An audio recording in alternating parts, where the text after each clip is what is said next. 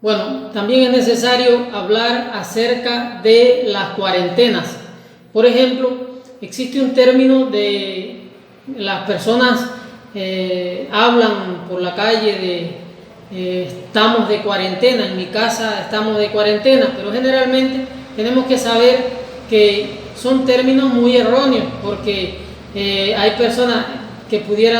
hablan de cuarentena, pero realmente no es cuarentena, pudiéramos decir catorcentena, diezentena, es decir, porque lo único que pasan son 10 días, 14 días, y tenemos que tener en cuenta y conocer las fases de la enfermedad para poder cumplir con éxito este proceso de cuarentena y evitar que se siga propagando el virus. Por ejemplo, si nosotros conocemos la fase de la enfermedad y que tiene una fase, primero que es la fase de periodo de incubación, esos primeros 7 días en el que te pones en contacto con el virus y que se está proliferando la enfermedad dentro de tu organismo, es decir, que aquí hay un proceso donde se está replicando el virus en tu organismo hasta que aparece ese periodo luego de los 7 primeros días, un periodo sintomático clínico que es la segunda fase de la enfermedad, y luego de ahí, pues de la segunda semana viene una tercera semana que es la fase de recuperación, convalescencia o una fase post-COVID que viene siendo desde entre el día 21 o 26. Generalmente el virus en el organismo en lo general es que pudiera llegar a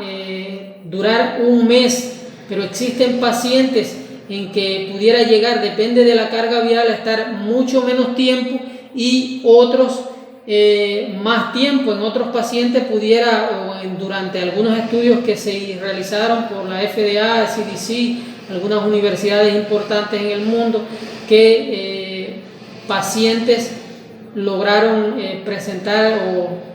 transmitir el virus por más de 2 meses, 3 meses. Entonces tenemos que cuidarnos mucho. Por ejemplo, nosotros para poder explicar muy bien todo esto, tenemos que conocer que durante la primera semana, es decir, el día 1 de la enfermedad, nosotros ya lo conocemos, o quizás antes de ese día 1 de la enfermedad, porque ya estamos manifestando síntomas. Nosotros no conocemos si nos pusimos en contacto si hace 5 días, 7 días. Eso generalmente no se puede llegar a determinar, pero sí que desde ahí ya comienza a aumentar todo lo que es la carga viral, comienza a aumentar y aumentar y aumentar hasta que llega al quinto, sexto día a su pico máximo. Es decir, que la carga viral entre el quinto y el sexto día alcanza su pico máximo, y aquí es donde aumenta la transmisibilidad. Después del quinto o sexto día comienza a disminuir hacia el día 21 26, y periódicamente pues pudiera llegar a ir disminuyendo la transmisibilidad. Todo eso depende de la cantidad de carga viral. Por tanto, cuando yo realizo los estudios de anticuerpos IgM e IgG, los debo hacer cuantitativos para ver en qué número se encuentra. No es lo mismo que se encuentre en 5 que en 20. Por tanto, si se encuentra en 5 aún, yo puedo llegar a determinar, a pensar que todavía no es muy alta la transmisibilidad, y esta persona aún cuando se pone en contacto con otro pudiera no infestarlo, y si lo infesta pues pudiera llegar a pasar la enfermedad de manera asintomática. No es lo mismo, según la Organización Mundial para la Salud, aquellas personas que cursan la enfermedad leve o moderada de manera asintomática después de 10 días después de 10 días de aislamiento y de 3 días sin haber presentado síntomas, ya sea fiebre u otro tipo de síntomas que hayan ido disminuyendo, pues ya pudiera llegar a ponerse en contacto con otras personas sin que transmita el virus, porque ya el sistema inmunitario generó la cantidad de anticuerpos necesarios para poder para evitar esta transmisibilidad. Pero aquellas personas que presentan la enfermedad de manera grave,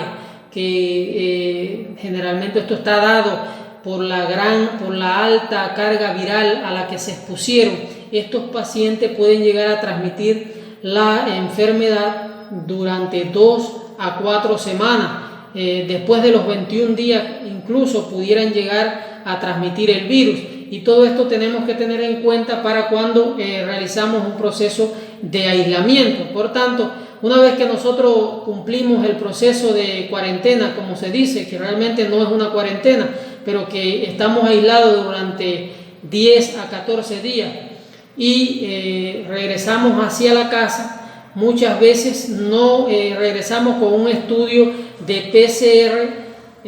Por tanto, si nosotros llegamos a la casa, tenemos que prevenir, nosotros tenemos que mantenernos en aislamiento en nuestra casa y cumpliendo todas las medidas de protección con nasobuco, el alcohol, el lavado de manos.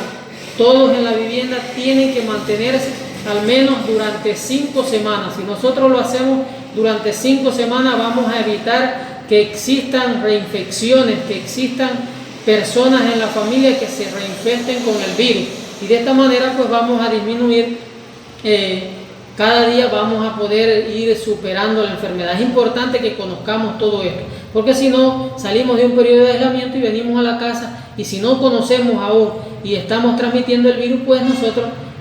vamos a infectar a nuestra familia. Eso es lo importante. Tenemos que conocer que los anticuerpos IgG, que son anticuerpos de memoria, mientras si aumenta el número de anticuerpos IgG, cuando me hago un estudio me da positivo, y el IgM me da negativo, que es un anticuerpo que se libera en la fase aguda de la enfermedad, me da negativo, el IgG me da positivo, probablemente la carga viral sea baja y yo no esté transmitiendo ya la enfermedad, porque yo me puse en contacto de hace mucho tiempo con este virus. Generalmente los anticuerpos IgG pueden llegar a durar de 2 a 4 semanas, y de los IgM pueden durar de 2 a 4 semanas, y el IgG pudiera llegar a durar mucho más tiempo. Esto no se ha podido determinar totalmente, pero de 3 a 6 meses. En algunas personas, ya en algunos estudios han logrado demostrar que hasta un año se han mantenido estos anticuerpos, y es muy importante porque ellos nos evita o nos protege frente al virus.